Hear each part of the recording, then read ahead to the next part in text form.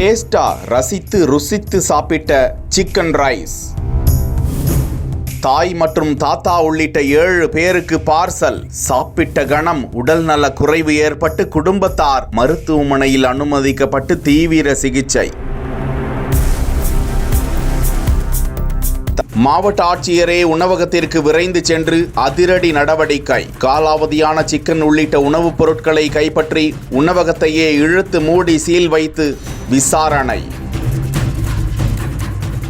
நாமக்கல் தேவராயபுரத்தை சேர்ந்தவர் சுரேஷ் என்பவரது மகன் பகவதி புதுச்சத்திரத்தில் உள்ள தனியார் பொறியியல் கல்லூரியில் படித்து வருகிறார். இரவு நாமக்கல் பேருந்து நிலையம் எதிரே உள்ள கருணாநிதி ஹோட்டல் என்ற உணவகத்திற்கு சென்ற பகவதி சிக்கன் ரைஸ் சாப்பிட்டுவிட்டு வீட்டிற்கு 7 சிக்கன் ரைஸ் பார்சல் வாங்கி சென்றதாக கூறப்படுகிறது. இதனை அடுத்து வீட்டிற்கு சென்று வீட்டில் உள்ள தாய் நித்யா, தாத்தா சண்முகம் மற்றும் குடும்பத்தாருக்கு அதனை வழங்க அவர்கள் அதனை சாப்பிட்டு இருக்கின்றனர். அதனைத் தொடர்ந்து தாய்க்கும் தாத்தாவுக்கும் திடீரென உடல்நிலை சரியில்லாமல் வாந்தி மயக்கம் ஏற்பட்ட நிலையில் உடனடியாக இருவரையும் நாமக்கல் அரசு மருத்துவக் கல்லூரி மருத்துவமனைக்கு கொண்டு சென்று அங்கு அவர்களுக்கு தீவிர சிகிச்சை அளிக்கப்பட்டு வருகிறது. இந்நிலையில் சிக்கன் ரைஸ் சாப்பிட்ட ஹோட்டலில் நாமக்கல் மாவட்ட ஆட்சித்தலைவர் உமா உணவுத்துறை அலுவலர்களுடன் நேரடியாக ஆய்வு செய்தார்.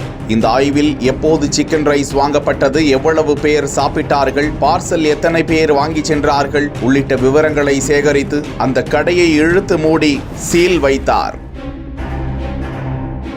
தொடர்ந்து மாணவர் பகவதி கொடுத்த புகாரின் அடிப்படையில் நாமக்கல் போலீசார் ஹோட்டல் உரிமையாளர் ஜீவானந்தத்தை அழைத்து விசாரித்து வருகிறார்கள்.